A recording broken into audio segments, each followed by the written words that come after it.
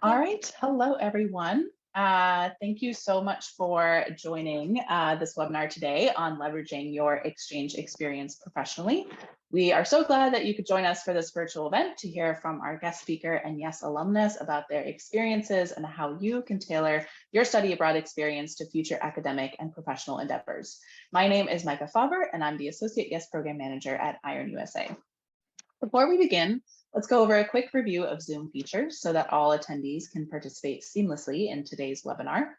If you haven't already done so, please share in the chat who you are and where you're joining from. We encourage you to use the chat and Q&A box to ask questions and share comments throughout the event. We will have a designated Q&A session at the end, but we encourage you to ask your questions throughout. In addition, please note that we have automatic live captioning available. You can access the live captioning by clicking on the CC Live Transcript button on your Zoom toolbar. We also have 2 ASL interpreters who will be spotlighted as panelists. We are recording this webinar, and it will be uploaded to the YES and YES Abroad YouTube pages and websites with subtitles a few days after the event. For our agenda today, we will have a presentation by our expert guest speaker from Minerva University, Alena Savitskaya. She will focus on university applications and speak about the study abroad experience from an academic standpoint. Our YES alumnus, Smaili, will follow with a short presentation focused on tailoring your resume, cover letters, and professional applications. We will conclude our webinar with a Q&A session where you'll be able to ask our guest speakers any additional questions that you may have. I'd now like to briefly introduce our first expert guest speaker, Alena, before handing it over to her for her presentation. Alena is Minerva University's Regional Outreach Director for Europe, Eurasia, Middle East, and Africa. Alena started her career in corporate human resources. She later transitioned to education, where she ran the countrywide Competitive College Club, a skills development program at Education USA, a US Department of State funded organization supporting students with college applications. For the past 4.5 years, Alena has been working to support outreach efforts in seeking, inspiring, and supporting students in their pursuit of a global education at Minerva University. I'll now pass it off to Alena. Thank you so much for the introduction. This is very, very exciting. Hi, everyone. Welcome. I am very honored to be able to start this presentation. Let me start sharing my screen just a second, and we would be able to start. So today I'm going to talk and focus mostly on the sort of like the university side of things. However, I'm trying to see how I would be able to share my presentation. For some reason, just give me a second. Okay, I think we're back on. Wonderful. So you should be able to see the presentation right now. We're going to go through some of the slides. We're going to cover a little bit about what Minerva is, but the major focus of our presentation and our session today will be on how universities review your exchange experience. So we're going to talk a little bit more about how to phrase that and how to make sure that you're basically heard by the university.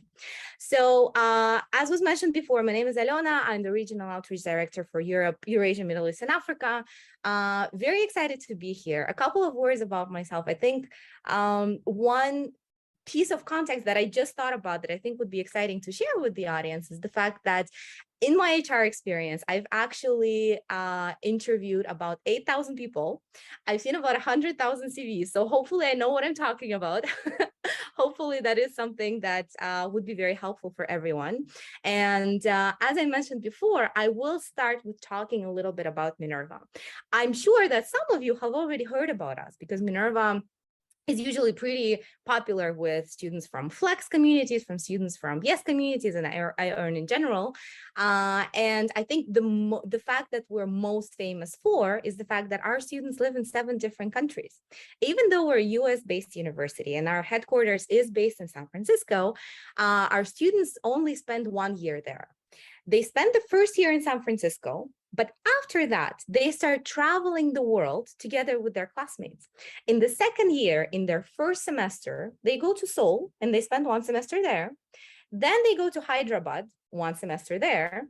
In the third year, they would go to Berlin and then Buenos Aires. In the 4th year, they go to London and then Taipei. This is a mandatory program for everyone. So everyone has to live in all of those places. And I would imagine for someone like you going through this type of an experience, this is probably very, very exciting.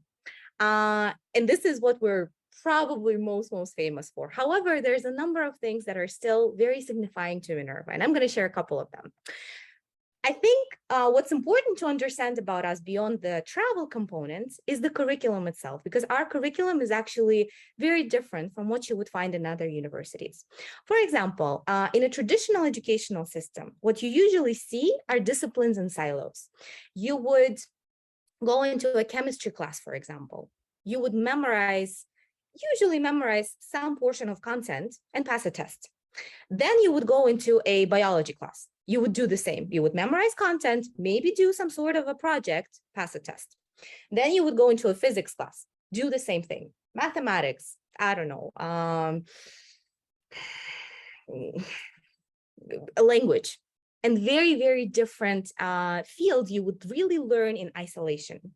What we have created at Minerva is the fact that all of our classes are actually very much intersected. And the things that you would learn in one class would actually be referenced in another class, and then in year 2 and in year 3. So we wanted to make sure that you really have a systematic understanding of issues and systematic understanding of how to solve those issues. So we teach students context and sort of like working with context rather than just focusing on memorizing content in different fields. And so the curriculum is a very important part of that as well. Another thing that's important to understand about Minerva is the fact that we don't believe in lectures and we don't believe in tests. There are no lectures at Minerva and there are no tests at Minerva at all. Our professors cannot talk longer than 5 minutes at a time. What we have is basically called a flipped classroom format. So first you would read the material, then you would do the homework, and sometimes that homework would require for you to go outside into the city and do a location-based assignment. So for example, you would read about how to work and how to create a financial statement. Then you would go into a company in Seoul, for example, and you can go into a local coffee shop, or you can go into, I don't know, Kia or Hyundai, and ask for their open financial public information, work with that information based on the reading that you have done. And after that, you would come into the class and you would learn to work with that material. So you would always come to the class prepared. It's a much more active learning format that you would see in other institutions where you're usually just sitting and passively listening. So that's a different approach that we have created at Minerva. Clearly, there is much more about our university that I'm not going to talk about right now, but definitely feel free to reach out to me after this session. Feel free to go into our website and research a little bit more. In terms of the majors, we have 5 different majors that you choose in the 2nd year of your studies. You would be able to choose either arts and humanities, computational sciences, natural sciences, social sciences, or business. You can do a double major. You can also do a double concentration. And a concentration is something that you would choose in the 3rd year of your studies. So the 3rd and the 4th year, you would be working on your concentration. You can see the concentrations on the slides. We're not going to talk about them right now, but I think one important thing to understand about the process is the fact that we are not going to ask you what it is that you want to learn. We're going to ask you what problems do you want to solve? And that's a completely different approach. And this is what you will have to do at Minerva, because you should be focused on actually solving problems. At least that's what we believe in. For admissions, as I mentioned, we do not believe in tests. So we don't actually care about your TOEFL, your IELTS, your SATs, or ACTs. So any of the standardized test results, we don't care about. We do have our own admissions process, and it has 3 parts to it. That is the basic application form that will show us who you are, the parts that will show us how you think, which is the challenges that we have created ourselves to really help us understand how you think without preparation. It's impossible to prepare for the challenges. You just need to go and do them. The 3rd part will focus on your achievements and accomplishments. So basically, you will need to list 6 different things. And this particular experience is probably what you would want to talk about, that you're just proud of. And we will be more than happy to review your whole application based on those things. One more important thing that's important to understand from this slide is the fact that we don't have any quotas and we don't have any enrollment caps. So it doesn't matter how many people are applying from your country, from your school, from the same program. We're not comparing students against each other. We're comparing students to a certain bar. So if you pass the bar, you're in. It has nothing to do with everyone else who's applying. And that usually makes students very excited when they hear that, because our acceptance rate is less than 10%. We're a very competitive university, but it shouldn't discourage you because we will not compare you to other students. For the financial aid, we offer need-based financial aid. So we offer financial aid that is only based on your financial situation. We'll take a look at that, and then we'll determine the type of a package that will be best specifically for you. Once again, do reach out to me if you have any questions about that. Now, the most exciting part of this whole session, let's look a little bit more on how do you talk about accomplishments. This particular experience that you're going through is very exciting. And a lot of universities, including Minerva, want to learn more about that. But it is important to understand a certain framework through which you can describe that experience, because that experience can also be described in many different ways. You can talk about the exchange program itself. You can talk about the activities that you have done through the exchange program. Maybe there was a volunteering experience. Maybe you learned a certain skill that you brought back to your country and then you have educated those around you. Maybe you have created something, opened a startup, for example, based from that experience. So you really need to understand what type of an experience do you want to write about. That is sort of like my advice number one. Talking about the actual framework, as you can see on the slides, there is 4 different sort of like prisms, 4 different angles through which Minerva and a lot of other universities are looking for. One very important note, every single university in the States will tell you what exactly they're looking for. The information that I'm sharing with you right now will of course focus on Minerva and the way that we look at applications. It will probably be applicable to a lot of other universities. However, your job is to do your research and your job is to really focus on understanding what that particular university you're interested in is looking for. Now, back to the framework. As you can see, there's 4 different angles. Impact.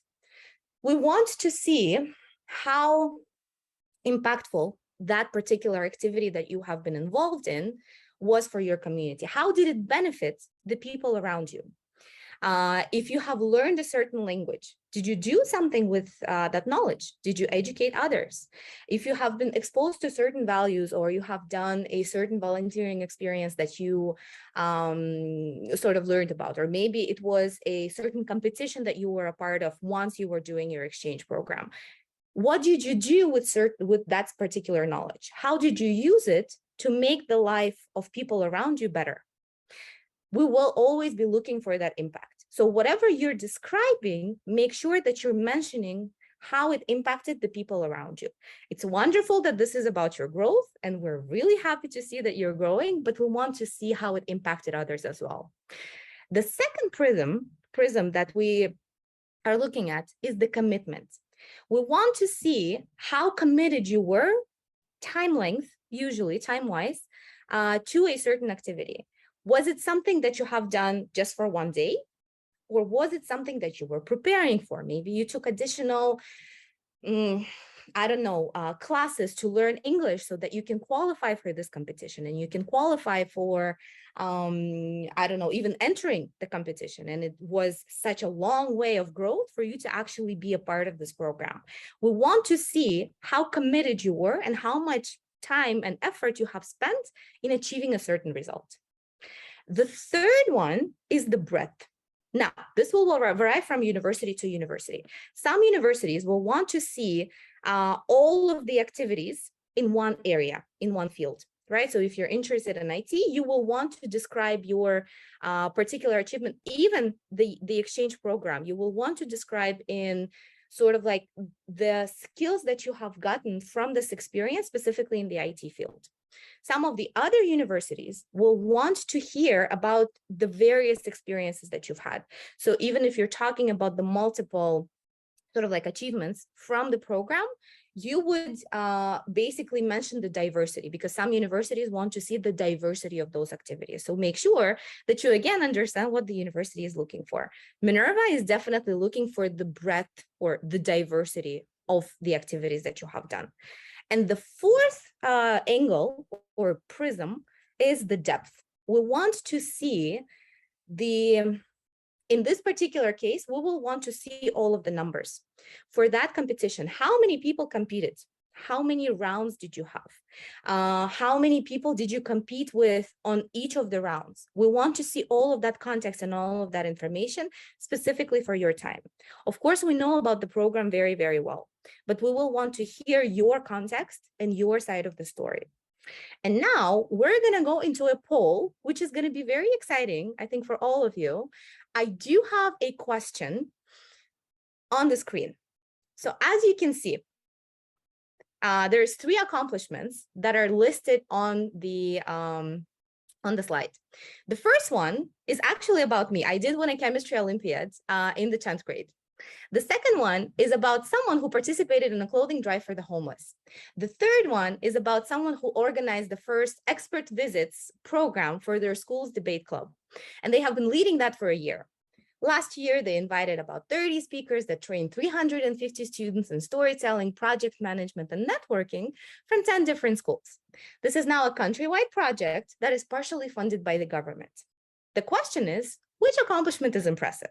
So I'm going to give you a couple of minutes, well, a couple of seconds actually, to respond to that.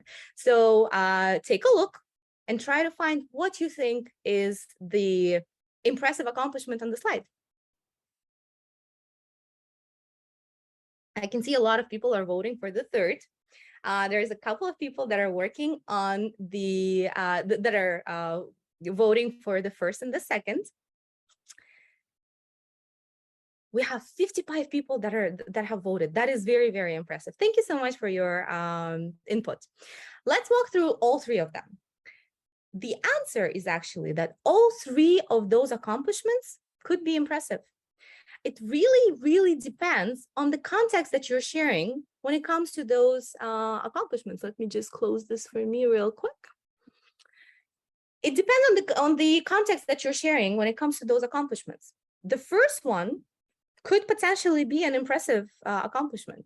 And as I mentioned, it is about me. I did win a chemistry Olympiad when I was in 10th grade, but I only won that because it was at a school level and because there was only 2 people participating. I was actually walking to a different room. They stopped me and they asked me to complete the form because they had to submit something to the government. I was an A+ student. I completed it. I turned out to be better than the other person. Does this actually mean that I'm better than that this is a very strong accomplishment? Clearly not. But we don't know that just based on this one sentence. It could be someone who won an international Olympiad. Maybe they competed against 10,000 people. Maybe they competed against those people on, I don't know, 10 different rounds. Maybe there was very, very different things. So when you're writing about your exchange, your exchange experience, remember that. Remember how important it is to describe that particular experience and the selection process for the whole path. How were you selected to be even a part of this particular wonderful program? The second one can also technically be a very, very impressive accomplishment if you add context. Participated in a clothing drive for the homeless can mean very different things. It can mean that you have been working on developing an infrastructure for the drop-off locations. Maybe you have developed a marketing campaign. Maybe you have shot a number of promotional videos. Maybe you have worked with 10 different shelters for the homeless in order to make sure that this program exists. Maybe you have been leading the whole initiative. Participation can also mean that you took a pair of old jeans and you just left it at the drop-off location. Participated is a very, very dangerous word. Context is extremely important. So again, once you're talking about your exchange experience, mention what your role was. If you're talking about specifically about the project that you have done during your exchange experience, make sure that you're writing out specifically what your role was. Otherwise, it will be very, very hard for us to understand what you have done. The third one is very popular with the students, specifically because it just has context. There is numbers, so it's easier for us to try and imagine what has happened. So as you can see, you do need to understand, to help us understand the context. It is your job to tell the story and to tell the story well. No one will tell the story as well as you would. Make sure that you use numbers. If you're talking about the exchange program, talk about how many people participated, talk about every single round, and talk about how many people participated in every single round. If you don't have this information, reach out to the organizers. I'm sure that they would be able to share this information with you. Mention that you need it for your university application. I'm sure they would be very, very happy to provide this information. When you're talking about a volunteering project, again, it will be up to you what part of your exchange process you would want to talk about. So if you would want to talk about a volunteering project, for example, talk about how much was impacted. Maybe during your exchange year, you were volunteering at an animal shelter. Talk about how many hours you have spent there and what it resulted in. Not just the hours themselves, but try to analyze how did that benefit the people that were actually working in that shelter, and share that analysis with us. And once again, always talk about your role, regardless of the project that you have done. Make sure that you share the role with us. Now, in terms of the evidence, universities will ask you for any evidence, for all of the accomplishments. Minerva definitely will. Most probably all of the other universities will do as well. Evidence for accomplishments can have very different form. It can be pictures, it can be videos, it can be social media information, it can be newspaper articles, it can be website links, it can be certificates, it can be diplomas, it can be recommendation letters, for example. We will want to see basically the proof that you have done this activity, and we will want to see that you sort of like, if that's a competition, that you got a certain place. It is no secret that we will ask the applicants to quantify their achievements. Therefore, any quantified information should be backed up with evidence.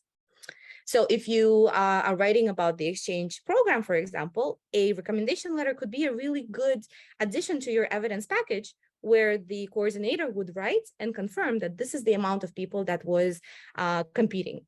Maybe there is a newspaper article that was talking about the yes selection for that particular year, and it was written in the newspaper that this amount of people have competed for the program, and this amount of people actually was selected for this particular program. So make sure that you back it up with actual evidence. Now, let's look. It should be yes, but let's look at this particular accomplishment. How would you phrase the accomplishment? You can say that I was selected among 10,000 students nationally to be a part of a group of 30 Turkish high school students at YES 2022. In order for me to be selected to this fully funded program, and again, you mentioned that it's fully funded, you mentioned how many people have been competing, you mentioned how many people have been selected. I had to take one examination, write 3 essays, and participate in 2 rounds of interviews. Now, if you have the additional data about how many people participated in the interviews or how many people participated in the examination, wonderful, share that information. If you can get it, try to get it, because the more context and the more numbers you give us, the clearer it would be to us in reviewing your application. This was an important accomplishment to me because it made it possible for me to attend a high school in the US and improve my English skills up to the academic level. Once again, if you have done something else, maybe you have come back to your home country and you started promoting the YES program. Maybe you started promoting the idea of cultural exchange. Maybe you learned English as a language and you started teaching your peers the language. All of those things would be very, very exciting for us to learn. And as you can see on the slide, there is a number of things that you can provide as evidence. So as evidence, you can say, I have attached 3 documents. The first one is a copy of my acceptance letter to Flex, which includes the total number of applicants for 2022, 10,000, and the size of the 2022 cohort, 30. The second is a copy of my financial aid offer that confirms the fully funded award of 25,000 USD for this academic year. And third, I have also included the contact information of my school counselor, which I can confirm any information if necessary.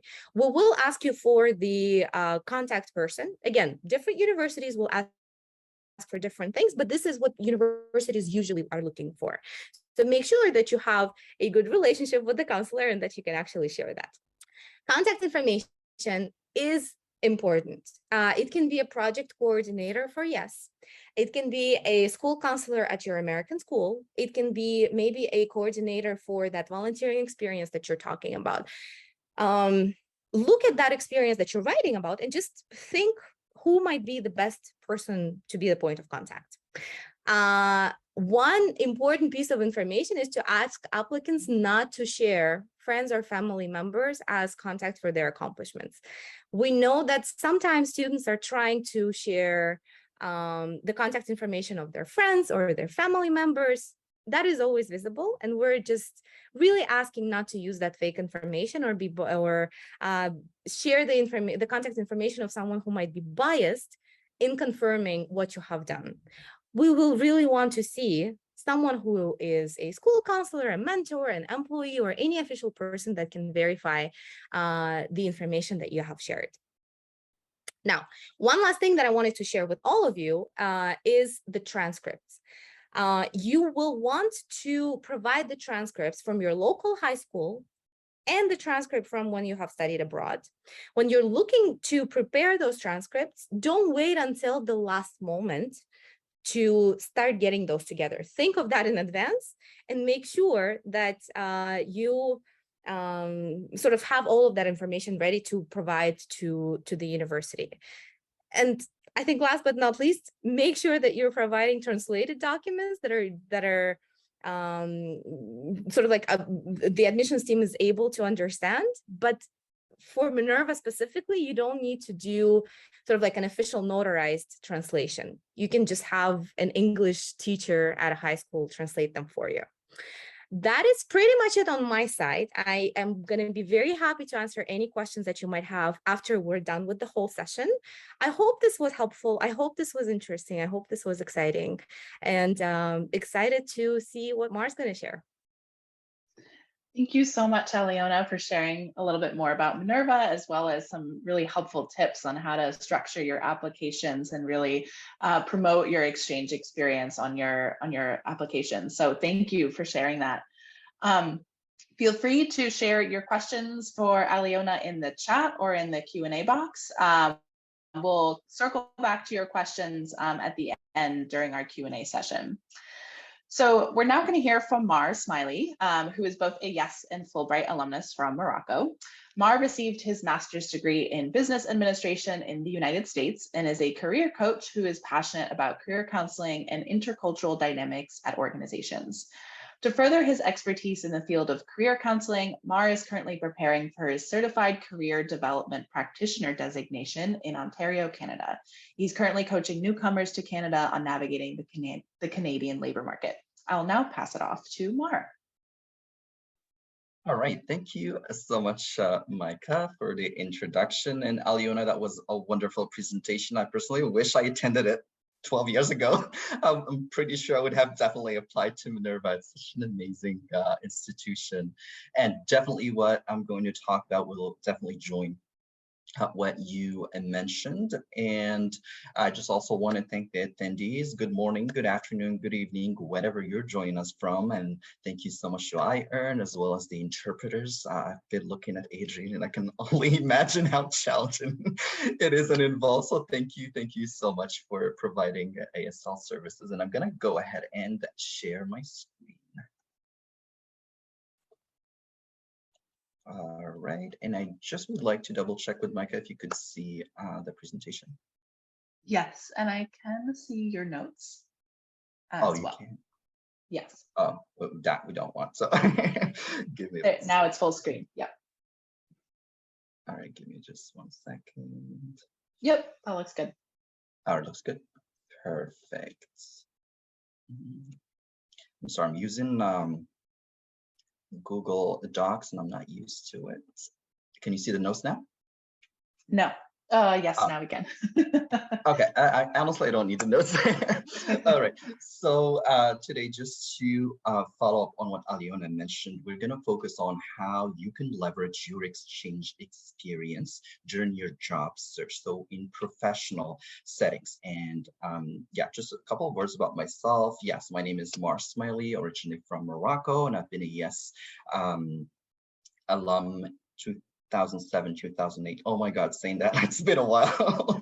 And a Fulbright alumnus as well from 2016, 2018. And I was in Tucson, Arizona, and I had such a wonderful experience. And I live with an amazing family. Yeah, so I will be sharing a few examples about my experience as well during this presentation. And before we do that, I would like to ask Micah if you could share the pulse. I'm really, really curious to get some, yeah, your opinion about a couple of questions. All right, and I can see that it was launched. So the first question, so do you think that your exchange experience should be added to which sections on your resume? Just education, or just work experience, or it could be on multiple sections, or it shouldn't even be mentioned on the resume. It wouldn't be relevant to a certain role in your home country, let's say. All right, so I can see some answers. All right, okay, multiple sections. So most of you, 65% are saying multiple sections, but I see that 30% of you have answered okay, so they chose education, and then only 6% chose work experience. Okay, wow, that is interesting. All right, so of course, like, this is very good. So it definitely needs to be incorporated into multiple sections depending on what you have done during your exchange experience. Yes, of course, if 33% are correct, you need to mention it under education, especially after you graduate high school. And as for work experience, if you have worked, let's say, as part of a class and you got credit for it, then yes, you want to mention that as well. However, you also may have participated in, student clubs or volunteering activities.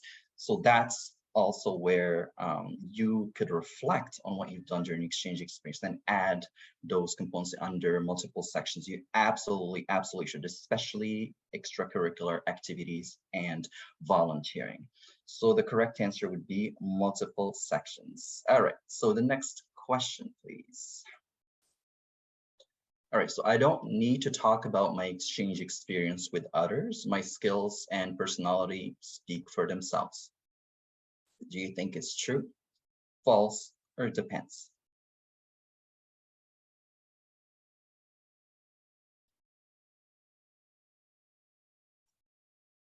All right, okay, wow, all right.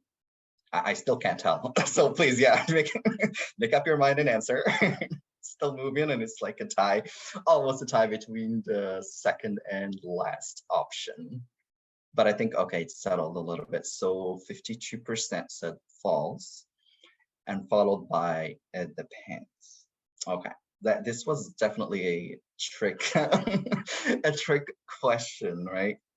So yes, you definitely need to talk about your experience. So the second option, false, is true. However, it depends. And by that, I mean, you're not going to just go up to people, oh, hi, my name is, and I've been a yes, alumni. Of course, you need context, right? Whatever, and whenever context allows, or the conversation topics takes you, right? And if it's relevant, then you would mention. So that's what I meant by it depends. But definitely, the second and third options are definitely valid.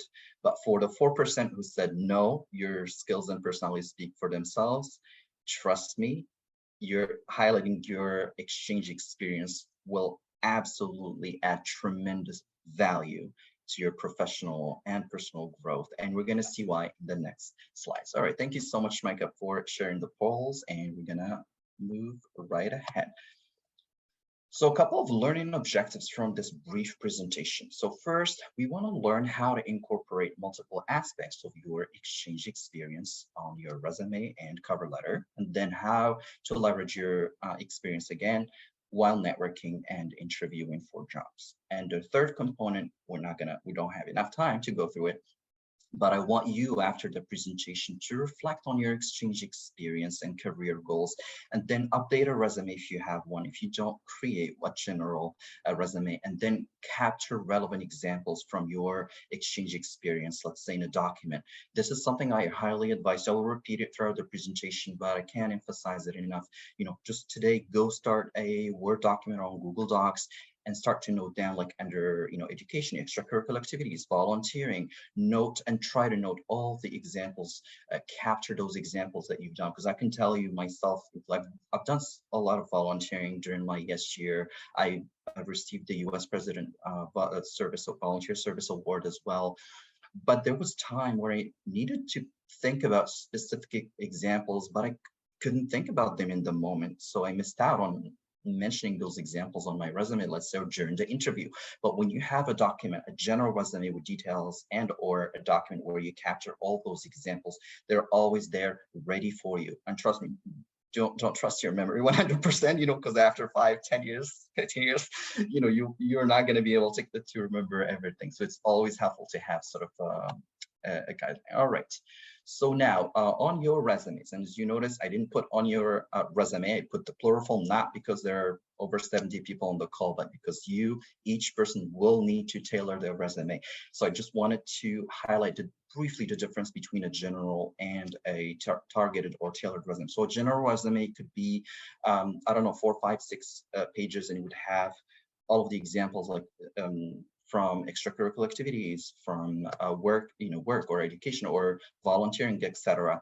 But then whenever you're applying for a specific opportunity, you want to tailor that resume to the specific needs of each employer. And I've screened thousands of resumes and cover letters in the past, and it really saddens me that sometimes people would keep on using the same general resume, and they call it CV in many countries, especially in the Middle East and North Africa, and then it's a long document. So of course, always check out the trends in terms of the templates in your home country, but always remember to tailor it. Employers mainly, they want to know that you can do the work and that you're an awesome human being to work with. So always remember to tailor your resume based on each role. So now we're just going to look at a few categories. I'm going to show a sample right away. So for instance, category number 1, so work experience, internship, volunteering. And these are just examples from my own experience or in general to cue you and to sort of help you think about examples of the activities you were involved in that you should document in a document, so that way you go back to it whenever you need to. So for instance, was there any work opportunity or internship at your school as part of a class? Let's say, for instance, I took a advanced marketing class, and part of it was working as a cashier and server at a school cafe, and I received credit for it, but at the same time it was experience. Volunteer opportunities at school, church, or some nonprofits. I volunteered a lot at church with some nonprofits as well, and independently we helped elderly people, with the gardening or some basic chores like that. And there were so many examples and we painted a public high school, so many amazing things that we've done. But if you don't have those examples captured somewhere, trust me, they won't come to you when you need them most. Second category, awards and scholarships. So by now we know a fact, all of you received a grant. If you're an alum, of course, you received a YES or Flex grant from the U.S. Department of State. That's an amazing achievement. Some of you may have received the U.S. President Volunteer Service Award at the end of the year. And think about how, if you got an award from an extracurricular activity. For instance, I was part of the DECA Business Club, and I won a prize in one of their business competitions in Tucson. Or if you received an academic achievement. For instance, I received an honor roll certificate for both semesters for maintaining a high GPA. And then education, extracurricular activities and hobbies. So so that's the education section. Did you graduate from your high school in the US, or you just completed like grade 11 or 12? Sometimes from what I recall from my year, some people chose to graduate, others just completed the year. And also, yes, in the US, we refer to it as grade 11 or 11th grade or junior, senior year. So also you want to be mindful of the terms that are used in your home country as well.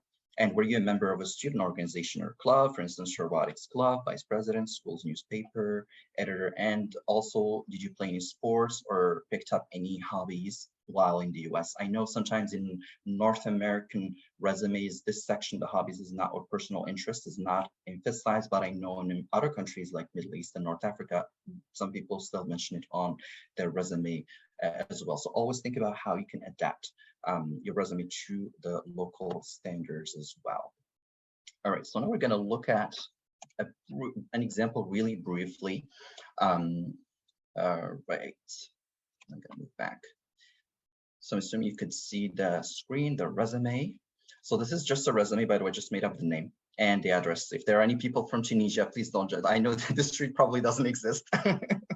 And this restaurant probably doesn't exist either. So this is just a sample resume that I just wanted to highlight to capture the points that I just talked about. So also a best practice when tailoring your resume for a certain role, it's great to put the job title as well as the organization. It helps in two ways. It shows to the employer that you tailored your resume, and also many organizations would use applicant tracking system software, and this definitely helps increase your applicant tracking system score. All right, so for summary of qualifications, just put a few examples over 1 year of experience, customer service and event coordination, reflect on my own experience, strong background in coordinating and planning events, proven skills in excellent customer care, while ensuring client satisfaction. As you can see, you would notice that it's tailored to this specific role. Right here as a server and event coordinator, assuming that restaurant Bahia would, you would be a server, but at the same time, it's a restaurant known, let's say, for planning children's birthday parties, right? All right, so if you were part of a student organization where you have done some coordination, let's say debate competitions, etc., then that is definitely something you want to capture. So professional experience, again, drawing from my own experience, cashier and attendant, part-time for course credit. At the time, yeah, the school cafe, Eugene, Oregon, USA, forgot the name of the high school here. So then I captured the tasks that I have performed. Again, even these tasks, you want to tailor them to what you see in the job posting. And we're going to see that when I move to the second page, but the standard rule of thumb is 70%, or at least 70%. So when you read a job posting, if you match 70% of those tasks, duties that are needed by that specific employer, then you can think, yes, you do have a chance to be matched. So then you need to, the next step will be to tailor your resume for that specific job posting. So even, let's say, you could even use the keywords from the employer's job posting to describe the same task that you have performed. Voluntary experience, I was an attendant at a school. It wasn't in Oregon, but I just made that up. I monitored the school board for children's basketball tournaments, served meals for homeless and low-income families, gave presentations about Tunisia. I'm originally from Morocco, not Tunisia, but I do love Tunisia. So yeah, so you see, I made sure to think about any tasks, either as part of an experience or volunteering, that sort of would match that role. So it's very tailored to that specific role. Anything that has to do with customer service, event coordination, public speaking, etc. Education, again, so let's say I just graduated a high school diploma, and in some countries they have concentrations, physics and chemistry. Again, this organization doesn't exist. If you're applying within Tunisia, of course, you're not going to put the country, but if you're applying internationally, you want to add Tunisia there. And again, for your US experience, either completion of grade 11 or 12 or high school diploma if you actually graduated from the high school in the United States. Of course, the period of time. Yeah, extracurricular activities. So here, this is not from my personal experience, just in general.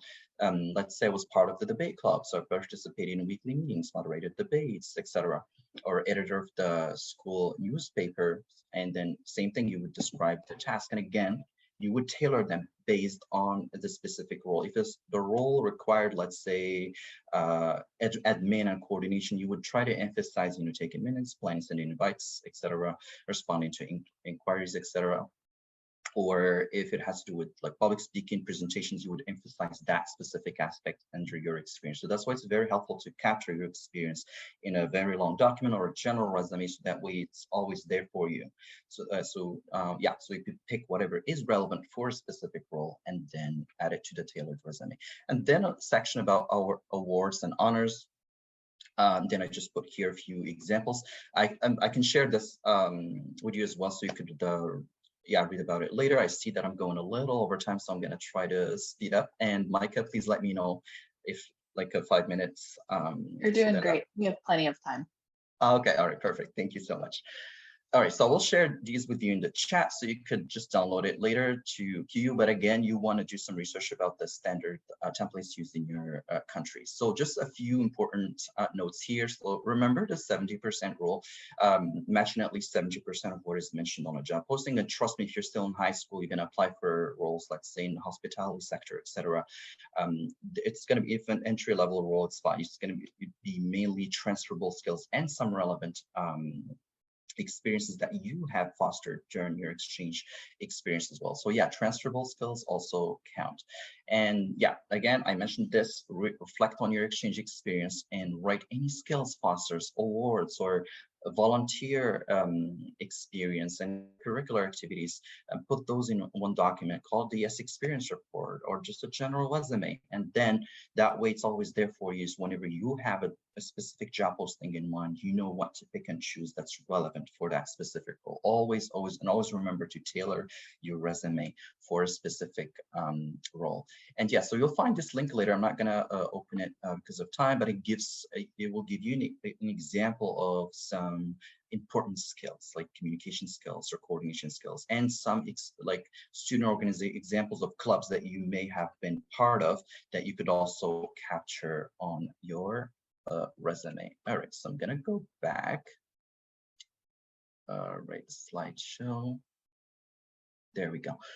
Perfect. So quick tips about job interviews now. So that will be after you tailor your resume and then you get called for a job interview. So always know what's on your resume, right? So generally employers would want to know whether you can, two things.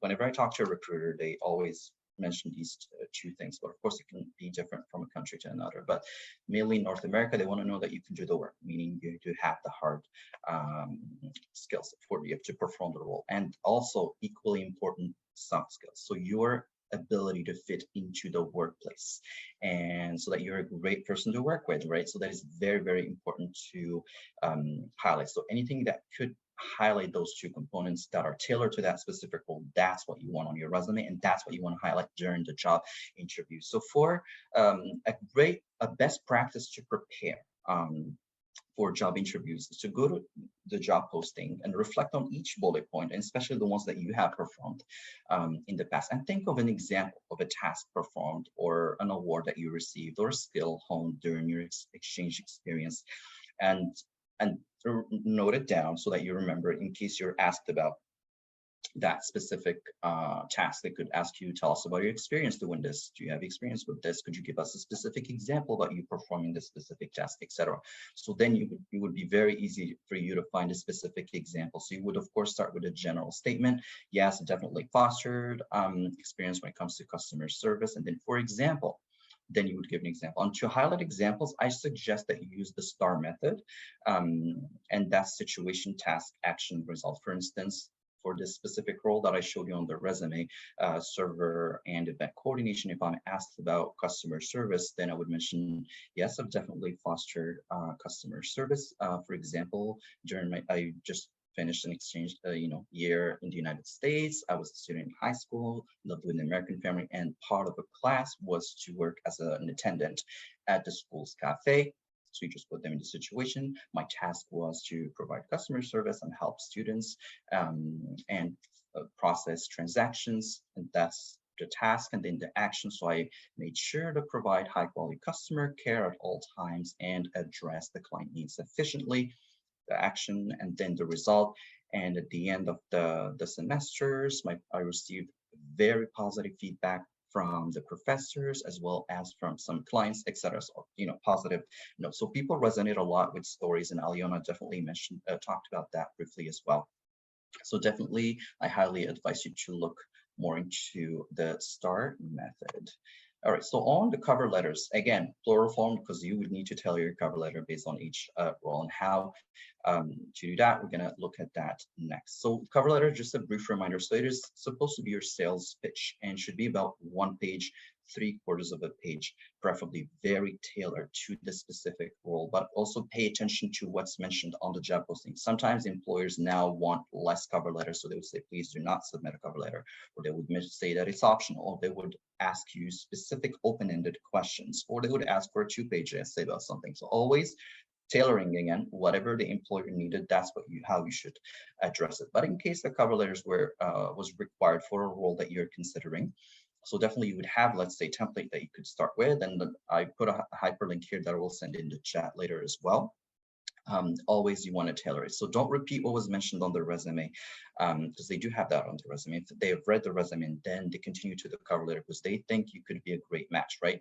So you want to convince them that you have performed the task that they need, or at least 70% of those, or the main ones, effectively. So you would pick the top technical and soft skills that specific employer needed, and you would go back to your general document that I talked about and pick the specific examples from your extracurricular activities, from volunteering work, that sort of align with what that employer needs, and you would mention that next. So you could start again from a template, like I mentioned, but definitely tailor it to the specific needs of the employer. And one thing it's always great to highlight your passion for the field or the role or the organization's mission, let's say, if that is the case, right? You're not going to force it, but if you are truly passionate, and that's how I do things personally. I target roles that I'm truly passionate about, because I know when things get challenging and like the workload is heavy, I know I'll be passionate about it and I'll get through it with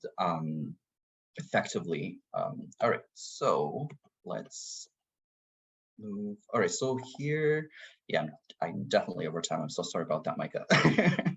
All right, so for, yeah, should I just speed through, Micah? Like I only have a couple of slides left. Yeah, finish up. We have, if we have a couple minutes at the end for Q&A, that'd be great, but you still have 1 or 2 minutes to wrap up. Thank you. Awesome, perfect.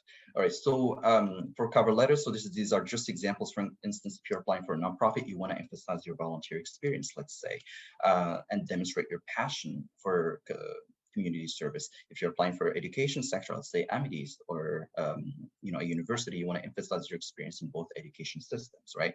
Highlight your global mindset that you foster through your exchange experience and any other extracurricular activities. Whereas in the hospitality sector, then you want to emphasize your language skills, as well as customer and social service and social skills as well.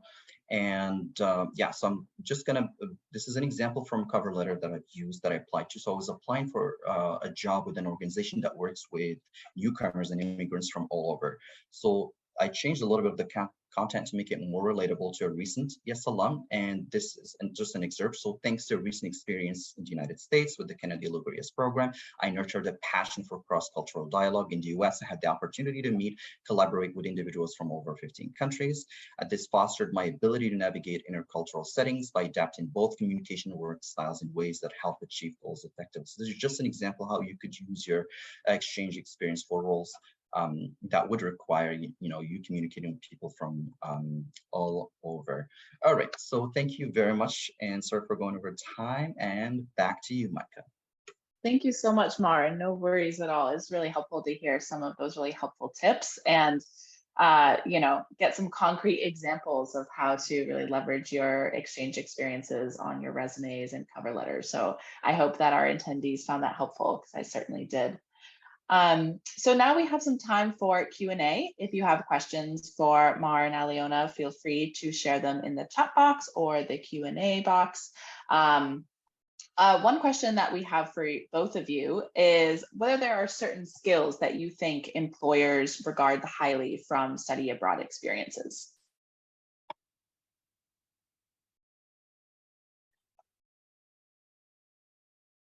I could go first. So some skills. All right. So of course, I always reason as a career counselor, like technical skills, soft skills. So a few top skills, the ability to, first active listening, empathy, being open-minded, and ability to engage in small talk and just communication with others. And again, depends if an organization, let's say multinational, international organization or institution like Minerva, you definitely want to emphasize that intercultural dexterity, your ability to navigate intercultural settings as well. As for the technical skills, that would, well, now you definitely need to be computer literate. And I don't think that it's going to be an issue with the new generation, but definitely keep an eye on the tools now, especially with the pandemic. Zoom, now you see it in job postings. So you want to keep up to date on what the employers require in terms of computer tools like Google Drive, G Suite, etc. So yeah, that's what I would mention top of mind. Fully agree with Mar. I think a couple of things that I would add off the top of my head. I do think that showing that you're self-sustainable is important. This experience probably helped you grow in so many ways that other people did not have an opportunity to do so, right? So mentioning that maybe, and a really good rule of thumb, and Mark has mentioned that in his presentation, which was wonderful, by the way. I had no idea that you had to write sort of like that it's a good idea to write the job that you're applying for. This is very smart. I'm going to use that for later. But I mean, when you're writing about a certain experience, and when you're especially claiming that you have had a certain, you've developed a certain skill, providing the example and sort of like proof of the fact that, I don't know, I became self-sustainable. How exactly did you become self-sustainable using that particular experience? So elaborating a little bit on that would be helpful. I think also just showing that you're adaptable, showing that you're open-minded, and basically that you can tackle a challenge through those types of experiences. This is how you show that. And I do think that, this particular program really does give you a lot of opportunities to show how much you have grown through that experience. Yeah, absolutely. I love how you both talk about, telling a story and showing, showing versus telling is really important when you're, talking about your experiences. So we received a specific question about resumes in the Q&A section. So in the common application for US college applications, can I talk about my exchange year both in the honors section and in the activities section? Would that be a good thing to do? Do you either of you have thoughts on that? I could share my personal opinion, but then I know Alena may have more to share with her recruitment background and outreach now. So personally, the way I did it, I put it under education that I completed, the 12th, grade 12. And then I put it under the awards section and received the Kennedy-Lugar Yes Grant, US Department of State, and then the year after that. So I mentioned it both in under awards, because yeah, it was very competitive in my country. I remember many people applied, many people interviewed, and only we were 24 in my country then, I think, that were selected. So I definitely mentioned that under awards as well. As for extracurricular activities, I think that was a part of the question. That would depend what you have done during your exchange year as well.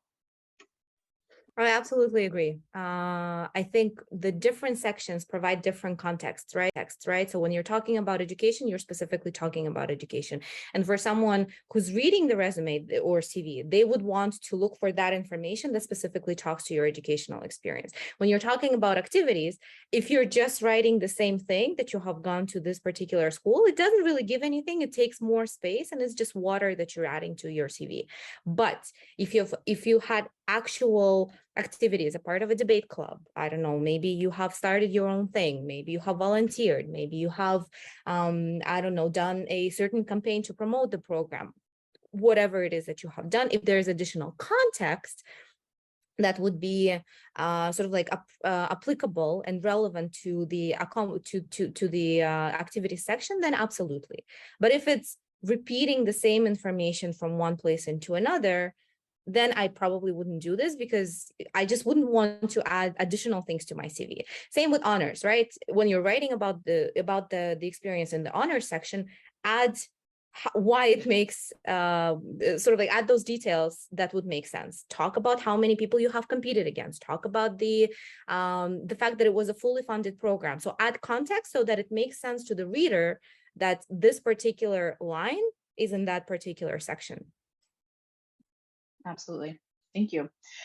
We have time for one or two more questions, but one question that we do have is, are there certain aspects that you would avoid when writing a resume or cover letter? I can go first.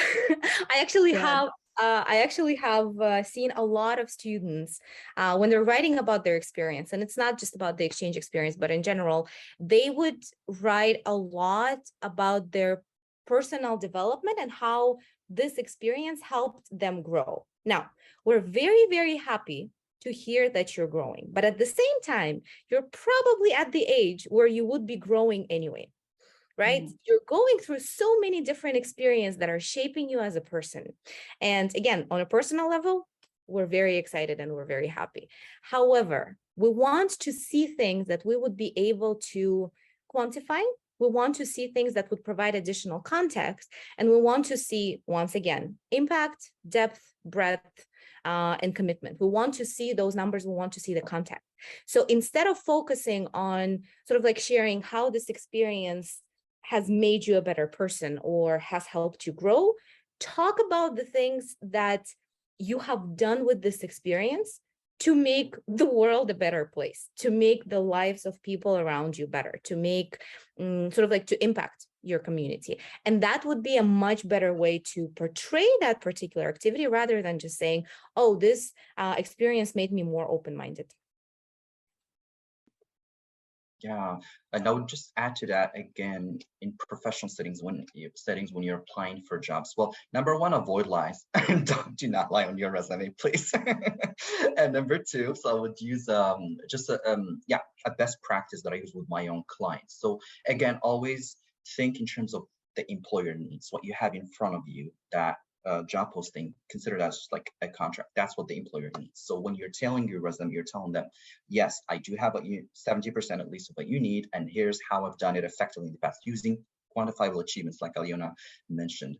So three things the way I see. So there are the tasks that you have performed or skills that you have that the employer needs. That's perfect. Those should use most real estate on your resume. Number two, the ones that are not mentioned on the job posting, but you know they're relevant to that specific role. So that would be the minority. And then three, the tasks that you have done that are not related or mentioned in job posting, those you really don't want to give a lot of real estate to. So that's what you want to avoid. So focus on, again, what the employer needs and you want to convince them, look, because that's how they're going to screen your resume and say, oh yes, this person could be a match, right? As opposed to you mentioning things that have nothing to do or they're very general and you don't use quantifiable achievements, so maybe not, right? Absolutely. Thank you so much for sharing your helpful tips. We are at the end of our event today, and I know that some of you had more questions, but we will be sharing some resources out after this event for you to dive a little deeper into resume and cover letter tips, and also more information on how to apply to Minerva University, as I'm sure many of you are interested in doing so. I want to thank you all again for participating today and joining our event, and a big, big thanks to our amazing presenters, Alena and Mar, for sharing your experiences and expertise. It's really great to hear from you, to people who are really experts in the field and have a lot of tips to share. So thank you for joining us today. Also, thank you to our ASL interpreters, Nikki and Adrian, for joining us. Before we leave, please do complete the exit survey, which I will share in the chat box right now. If I find my chat, here we go. Please do fill this out so that we can get a sense of what you enjoyed about today's event and any feedback you have to share. If you have more questions, you can also share them in the exit survey and we can pass them along to our presenters. Thanks all again for joining today, and we hope you have a lovely day. Thank you. Bye, everyone. Thank you, everyone. Bye.